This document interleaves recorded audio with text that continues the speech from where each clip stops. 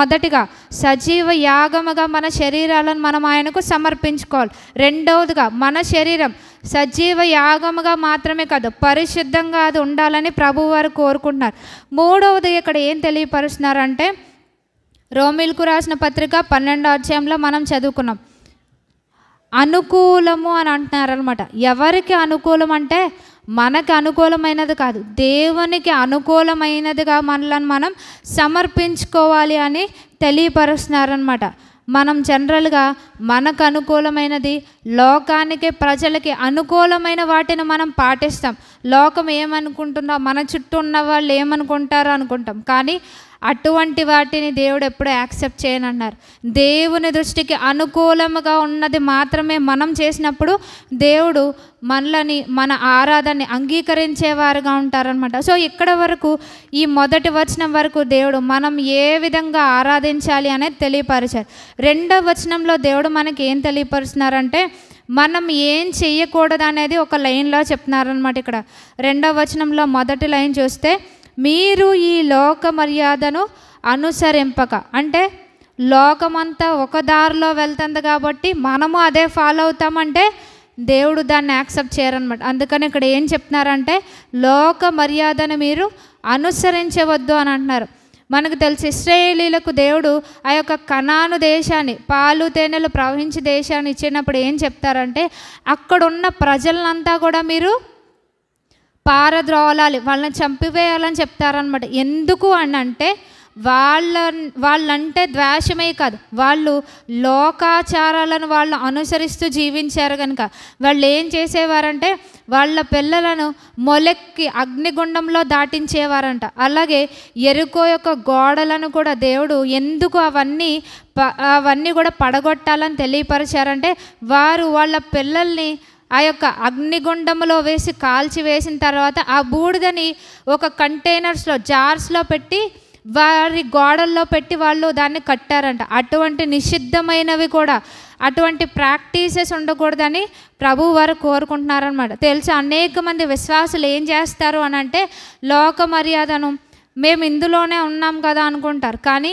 కొన్ని కార్యక్రమాలు, ముఖ్యమైన కార్యక్రమాలు చేసుకునేటప్పుడు ఏం చేస్తారంటే, వాళ్ళు ముహూర్తాలు చూపించుకోవడం, కరెక్ట్గా ఉన్నదా లేదా అని చేసుకుంటారనమాట. అంటే అవి చేసేసి ఇవి కూడా ఫాలో అవుతారనమాట. అంటే మేము దేవుణ్ణి కూడా మేము నొప్పించట్లేదు అని అనుకుంటారు. కానీ అటువంటి దాన్ని దేవుడు యాక్సెప్ట్ చేయడం అనమాట. నా మహిమను నేను ఎవరికి ఇచ్చువాడను కాను అని అంటున్నాడు. సో దేవుడు ఏమంటున్నాడంటే, అటైనా లోకం వైపైనా ఉండాలి, లేకపోతే పూర్తిగా దేవుని వైపన్నా ఉండాలి అంటున్నారు. అదే ఇక్కడ పౌలు భక్తుడు తెలియపరుస్తున్నారనమాట.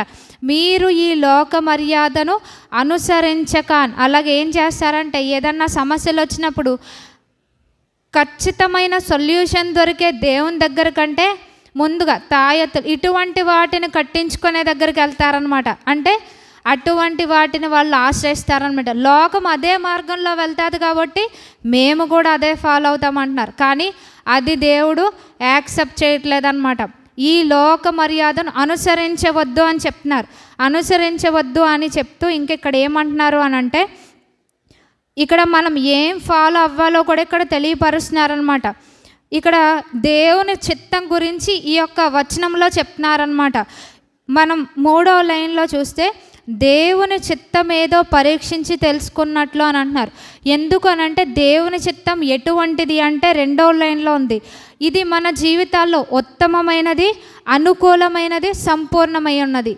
ఎవరికి అంటే ఇది మన జీవితాల్లో ఉత్తమం, ది బెస్ట్ అన్నమాట. దేవుడు ఏదన్నా మన కొరకు నిర్ణయించాడు అంటే అది మన జీవితాల్లో అది ఉత్తమమైనది, అనుకూలమైనది, సంపూర్ణమైనది అని అంటున్నారనమాట. మనకి ఫస్ట్లో అది చాలా బాధ కలిగించేదిగా అనిపిస్తుంది. కానీ అందుకని ఇర్మియా గ్రంథంలో ఏమన్నారంటే, మీ పట్ల నాకున్నమైనవన్నీ కూడా సమాధానకరమైన ఉద్దేశాలే కానీ హానికరమైనవి కావంటున్నారన్నమాట. అంటే దేవుని చిత్తములోనే మనకి ఉత్తమమైనది వస్తుంది. క్షేమము, భద్రత అనేది కూడా దేవుని చిత్తములోనే ఉంటుంది. సో అటువంటి దేవుని చిత్తాన్ని మనం పరీక్షించి తెలుసుకోవాలి అంటున్నారు. జనరల్గా మనకి ఏదైనా డౌట్ వస్తే మనం ఏం చేస్తామంటే గూగుల్ చేస్తామన్నమాట.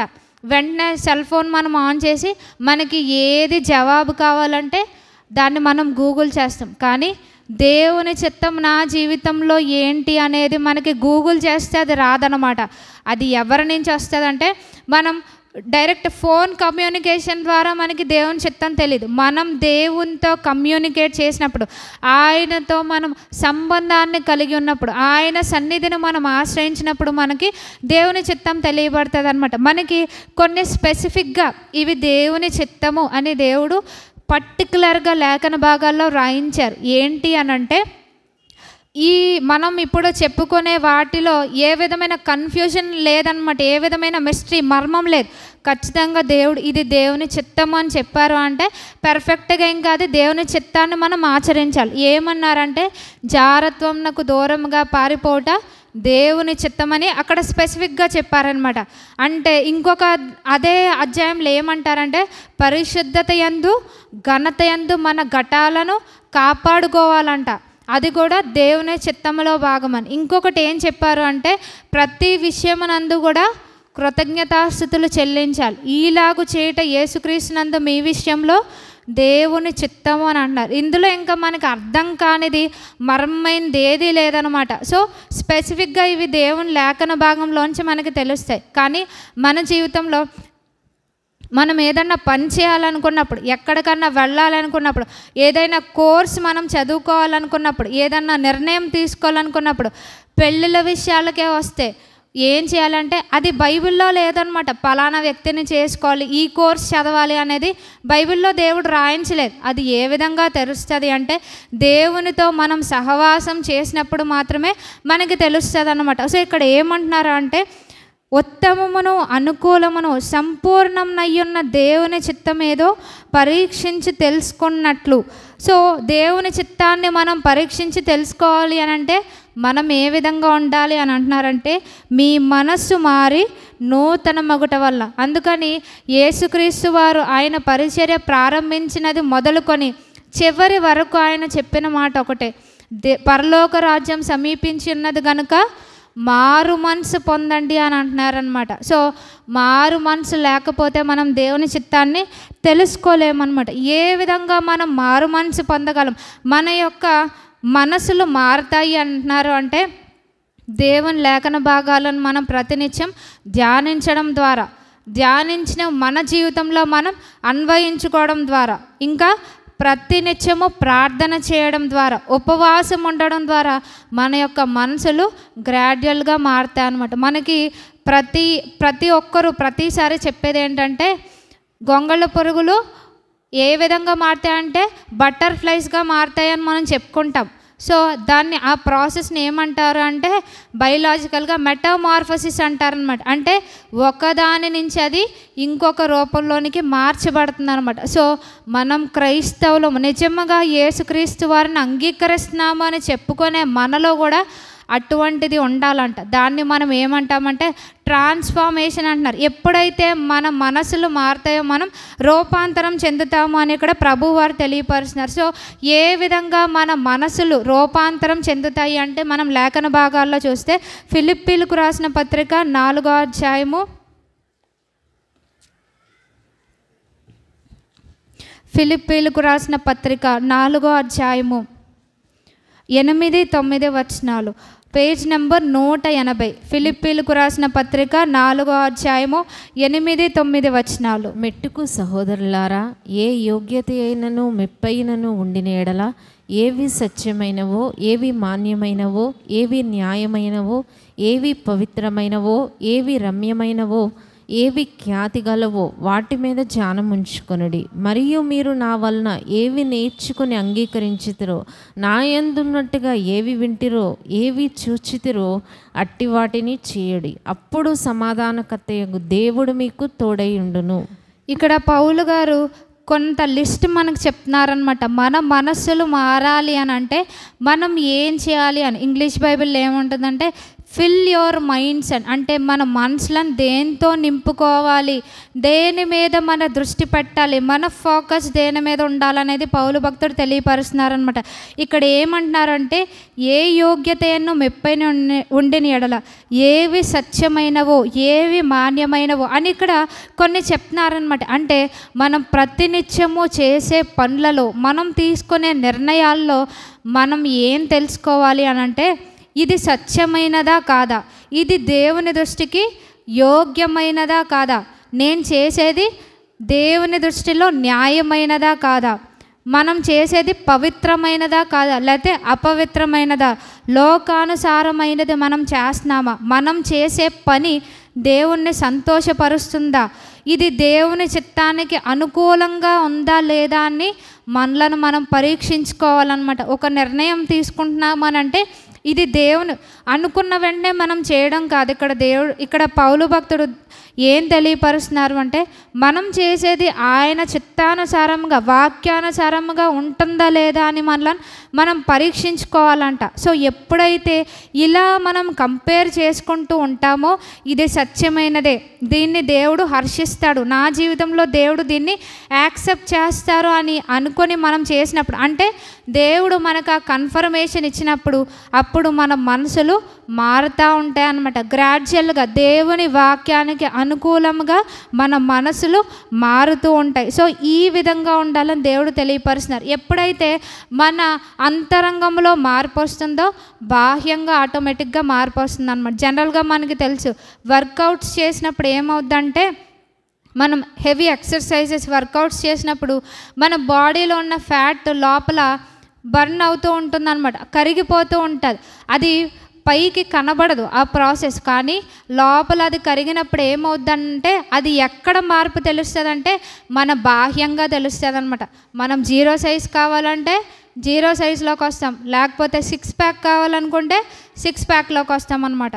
ఆటోమేటిక్గా అది మనకి పైన వేసుకునే కాస్ట్యూమ్ కాదనమాట.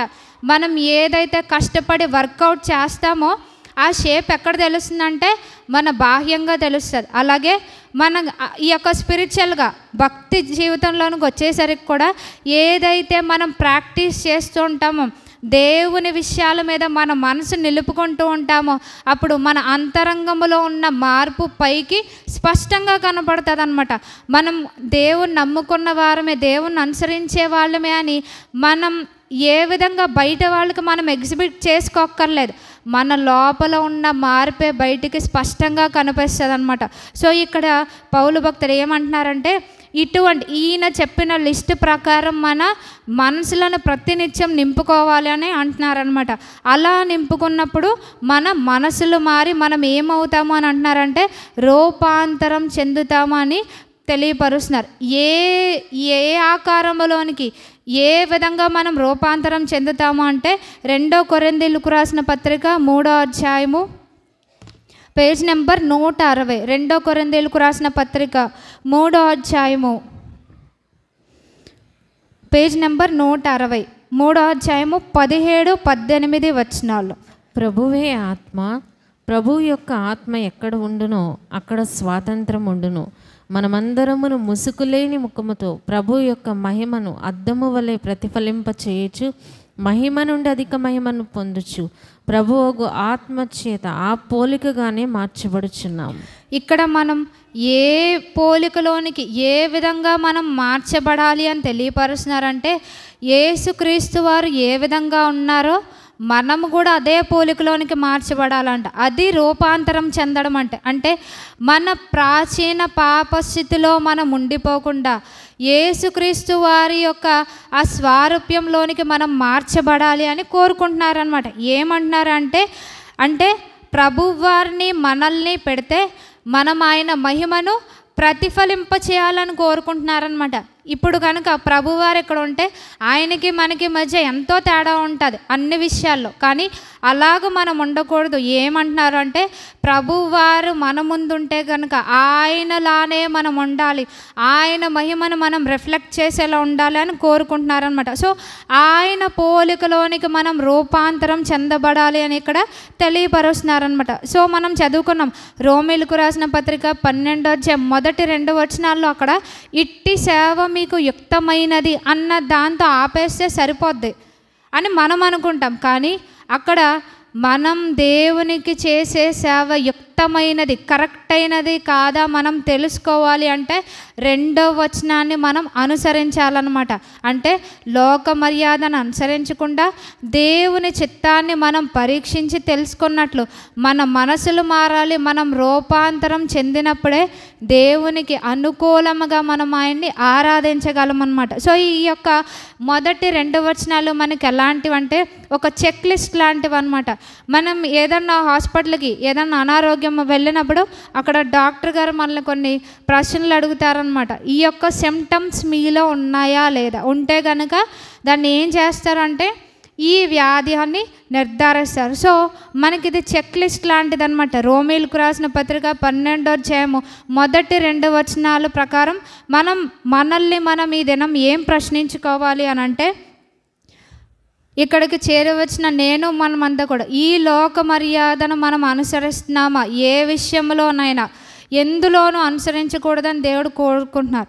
రెండోదిగా మనం ఏం ప్రశ్నించుకోవాలి అని అంటే, మన మనసులు మారుతున్నాయా లేదా, లేకపోతే ఇంకా ప్రాచీన పాపస్థితి మనం కలిగి ఉన్నామని. మూడవదిగా ఏమంటున్నారు అంటే, దేనితో మన మనసులు మనం నింపుకుంటున్నామని ప్రభువారు మనల్ని ప్రశ్నిస్తున్నారనమాట. అంటే మనం ఆరాధన చేయడానికి వచ్చాం, మనం ఆరాధిస్తాము, మన ఆరాధన దేవుని దగ్గరికి వెళ్తాదా లేదా అంటే ఈ చెక్ లిస్ట్ మనం చూసుకొని దాన్ని బట్టి మనం ఆరాధించాలి అని కోరుకుంటున్నారు. దేనితో మన మనసులు మనం నింపుకుంటున్నాం. 4వది ఏంటంటే రూపాంతర స్థితి మనం కలిగి ఉంటున్నామా, కనీసం రూపాంతర స్థితి పొందుకోవడానికి మన వంతు మనం ప్రయత్నం చేస్తున్నామా లేదా అని ప్రభువారు అడుగుతున్నారనమాట. ఇంకొకటి ఏంటి అంటే సజీవ యాగముగా మన శరీరాలను ఆయనకు సమర్పించుకోవడానికి మనం ఇష్టపడుతున్నామా. ఇంకొకటి దేవుడు 6వదిగా మనల్ని ప్రశ్నించేది ఏంటంటే పరిశుద్ధమైన జీవితాన్ని, ప్రత్యేకమైన జీవితాన్ని మనం జీవిస్తున్నామా, అందరిలానే కలిసిపోయి జీవిస్తున్నామా అంటున్నారు. 7వదిగా ఏమంటున్నారంటే అది దేవుని దృష్టికి మన జీవితము, మన నడత దేవుని దృష్టికి అనుకూలంగా, దేవుణ్ణి ప్లీజ్ చేసే విధంగా, సంతోషపరిచేదిగా ఉందా అని దేవుడు కోరుకుంటున్నారనమాట. ఈ 7 విషయాల్లో మనం ఏది లేకపోయినా మన ఆరాధన దేవుడు అంగీకరించారనమాట. మనం ఎంత దొర్లి ఆరాధన చేసినా దేవుడు దాన్ని అంగీకరించారనమాట. ఈ 7 విషయాలు కూడా మన జీవితంలో ఉండాలని ప్రభువారు కోరుకుంటున్నారు.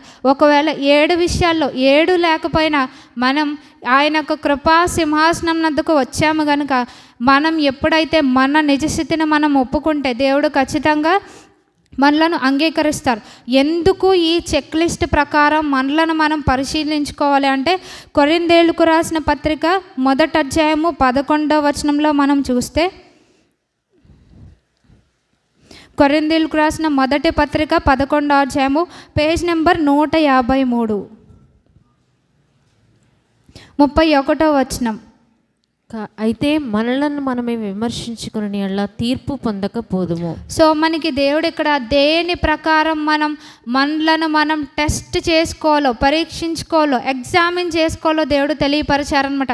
మనం చెప్పుకున్నాం 7 విషయాలు. ఈ చెక్ లిస్ట్ ప్రకారం మనం చూసుకుంటే మనలో ఇవి ఉన్నాయా లేదా అనేది మనం ఎప్పుడైతే మనలను మనం టెస్ట్ చేసుకుంటామో మనం దేవుని చేత విమర్శించబడే స్థితిలో ఉండమన్నమాట.